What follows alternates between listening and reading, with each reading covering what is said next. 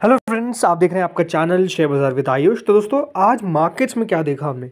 आज दोस्तों मार्केट्स में हम कह सकते हैं कि एक बड़ा मूव हम देखने वाले थे, बट ऐसा हो नहीं पाया। आरबीआई की दोस्तों एमपीसी पॉलिसी का आज आउटकम निकल कर आया। नो डाउट आउटकम भी मार्केट्स के फेवर में था, बट स्टिल बाजार ने जो रिएक्शन दिया वो कह सकते हैं कुछ खास नहीं था। बल्कि निफ्टी दोस्तों आज के दिन 43 पॉइंट्स हमको नेगेटिव यानी रेड के अंदर बंद होता हुआ दिखा। 23,559 पर दोस्तों निफ्टी जो है वो हमको आज बंद होता हुआ नजर आया, which is close to 0.18%। Overall दोस्तों मार्केट्स को अगर आप देखेंगे तो आज के दिन जो गिरावट थी वो एक समय पे काफ़ी ज़्यादा बढ़ गई थी। एट दी एंड थोड़ी सी रिकवरी आई। आज निफ्टी का दोस्तों जो लो था वो 23,443 का था, राइट। ऑलमोस्ट 2:30 तक वो लो बना एंड इसके बाद दोस्तों मार्केट ज़रूर रिकवर होते हुए दिखे। बट स्टिल बड़ी बात क्या है कि दोस्तों मार्केट्स में आज कुछ खास मूव हमको देखने को नहीं मिला। नो डाउट ये पूरा हफ्ता बाजार अगर आप देखेंगे तो प्लस में ही बंद हुआ है, बट स्टिल मार्केट्स में जो एक बड़े मूव की एक्सपेक्टेशंस थी, भले वो बजट हो भले वो आरबीआई की पॉलिसी हो, वो हमको आता हुआ दिखा नहीं।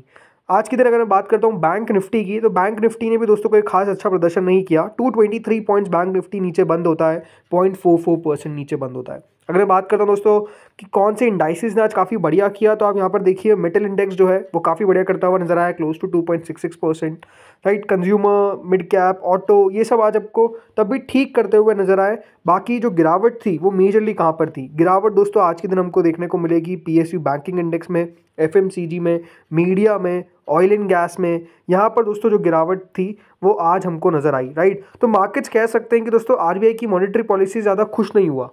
वैसे दोस्तों आज की जो आरबीआई की मॉनेटरी पॉलिसी हमको देखने को मिली उसमें रेपो रेट 5 साल बाद जाकर दोस्तों यहाँ पर कट किया गया। तो आप समझ सकते हैं पहला रेट कट आपको देखने को मिला आफ्टर ऑलमोस्ट 5 ईयर्स, राइट। तो आज दोस्तों जो नए गवर्नर थे संजय मल्होत्रा जी, उनकी तरफ से कह सकते हैं पहली शुरुआत में ही जो रेट कट है वो डेफिनेटली आ गया। तो आप कह सकते हैं कि पहला उनका ऑफिस में रेट कट मतलब पहला ऑफिस था और उसमें ही दोस्तों रेट कट जो है उन्होंने अनाउंस कर दिया। तो नो डाउट याद तो किए जाएंगे, बट ओवरऑल बड़ी बात क्या है कि जो रेट कट किया गया 6.5% से, दोस्तों अब ये बात ध्यान रखिएगा, 6.25% पर अब आपको इंटरेस्ट रेट्स देखने को मिलेगी, रेपो रेट देखने को मिलेगी, राइट। तो यहाँ पर जो एक 25 बेसिस पॉइंट का रिडक्शन किया गया है रेपो रेट के अंदर, राइट। मार्केट्स ने उसको बहुत ज़्यादा, जैसा मैंने कहा, उत्साह नहीं दिखाया, राइट। बाजार ने उसके ऊपर बहुत ज़्यादा रिएक्शन नहीं दिया।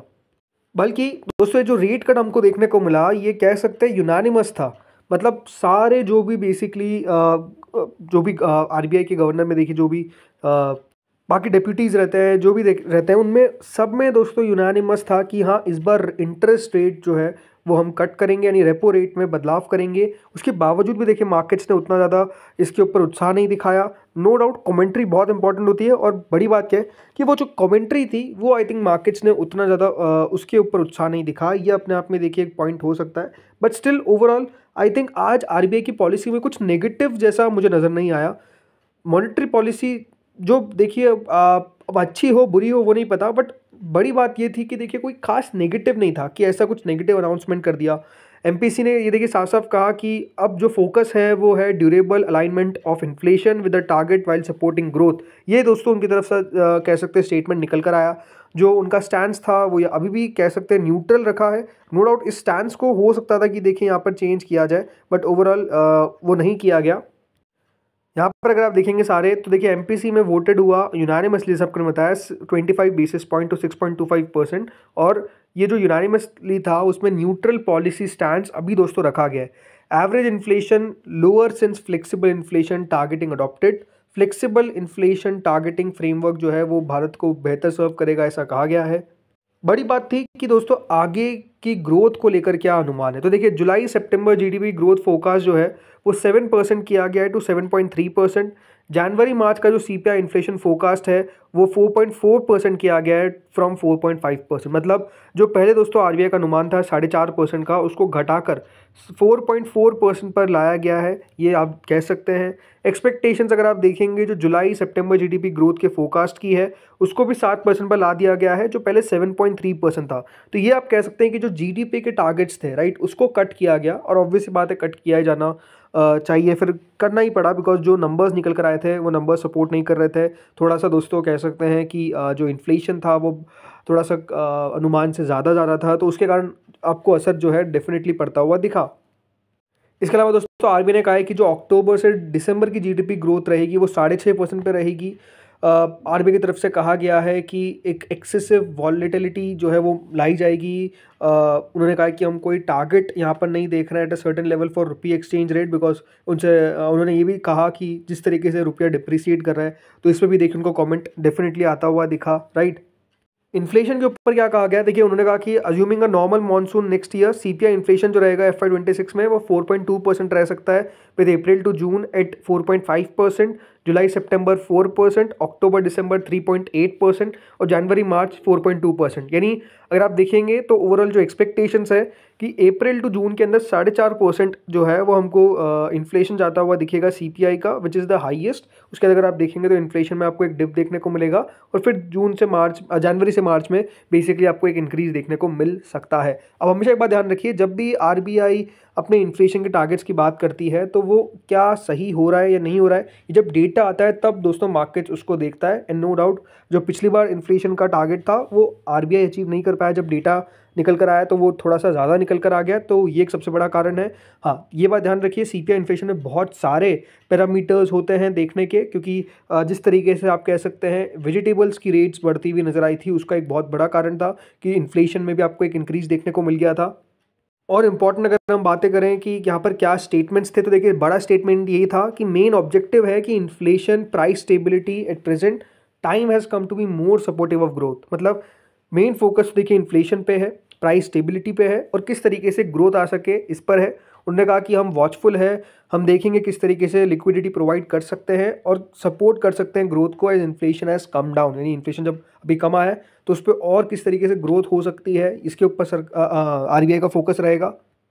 ये भी कहा उन्होंने कि जो ग्लोबल अनसर्टेनिटी है वो डेफिनेटली अपने आप में एक चिंता की बात है, भली मतलब रुपया जितना फॉल कर रहा है उससे ज़्यादा चिंता की बात है कि ग्लोबली अनसर्टेनिटी है, ये अपने आप में एक बड़ा प्रॉब्लम है और वो अनसर्टेनिटी के कारण ही याद रखिएगा रुपया जो है वो गिरता हुआ दिख रहा है, ऐसा कहा गया है, राइट। तो ये कुछ इंपॉर्टेंट बातें थी।